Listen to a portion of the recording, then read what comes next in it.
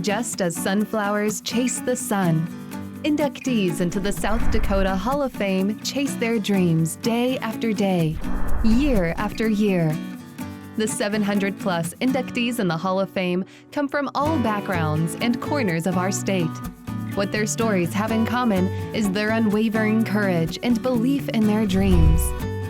These dream chasers are an inspiration for us all to strive for excellence and believe in our own potential to chase dreams well into the future. With a career spanning more than 40 years, award-winning artist John Moisan demonstrated his artistic talent at an early age. Drawing inspiration from his childhood spent on the northeastern South Dakota prairie, John developed an early appreciation for the state's wildlife and natural beauty that is a continuing theme in much of his artwork. After returning home from the military, John sought his master's in fine art and has twice been selected as the Artist of the Year by the South Dakota Wildlife Federation. He was also selected to design the state's unique license plates for the years 1978 and 1981. John Moisan, good to see you again. Nice to see you again too, Larry. Okay, let's talk about the John Moisan story. What is that story? What are the chapters to it? Wow, that's Yeah. that's a big story. 75 years worth of big story. I grew up in Watertown to a single mom.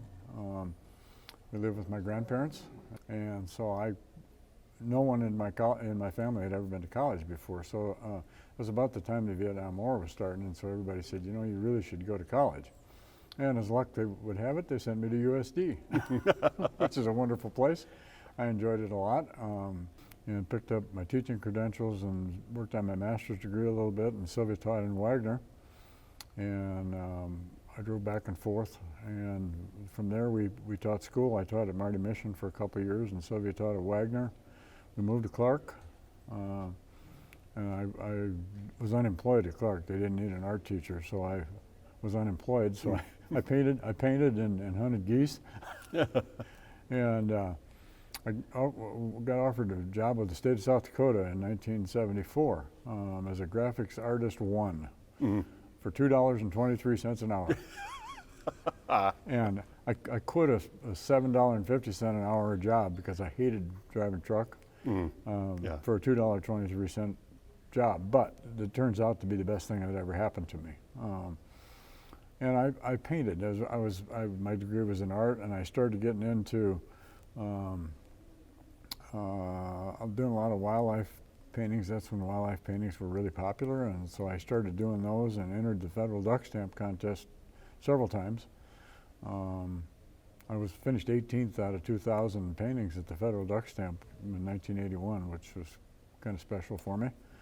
I won the South Dakota pheasant and duck stamp contest 3 times, twice on a pheasant and once on a duck stamp. I started working for public safety doing charts and graphs. That was before computers. And so I went to work for the Bureau of Administration, and my creative skills kind of got me into special projects. And I ultimately ended up designing license plates for the state of South Dakota for 5 different times. I was in charge of the day-to-day supervision of the restoration of the Capitol building to the way it is now. I did, I can't even remember now, probably 3 inaugural balls. I was in charge of 3 inaugural balls and celebrations at the Capitol, a variety of different things. We've worked together quite a little on some of those with public broadcasting. The special ones were the World War II Memorial, the Korean War Memorial, and the Vietnam Memorial. Those were really the highlights of my career. But in the meantime, we had 5 wonderful kids, and sometime in the early 90s, I said, look, I can either be a dad or an artist, and so I had to kind of slack up on the art because I would come home from work and then I'd spend till midnight every night, painting ducks and geese and dogs and whatever people want. What I found out was painting for money is not nearly as much fun as painting for creativity and just doing it. To have a creative urge or impulse and to see that show up on canvas is one thing, but how did you follow that to take it to this level of recognition? And you think of how that happened? It's kind of like do what you want to do. Do what you want to do, but do it right. I think that was my answer, was to do what I want to do and do it right.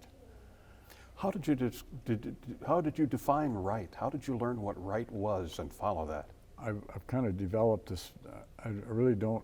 I did so many years of painting for money, and so I don't like to do that. I don't like to have somebody looking over my shoulder, and then write me a check. I don't like that. My art has changed into, what I want to do is try and capture my sense of the Vietnam War.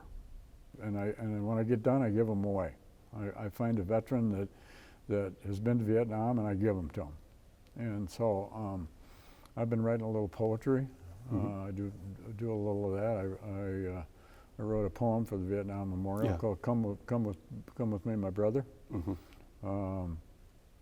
And I've been spending a lot of time working on veterans things, trying to help people that have post-traumatic stress. And so I'm channeling that creativity to other things now that I'm a little older, and you get a little better once you get away from work, where you got to be there, and you got all this other stuff going on.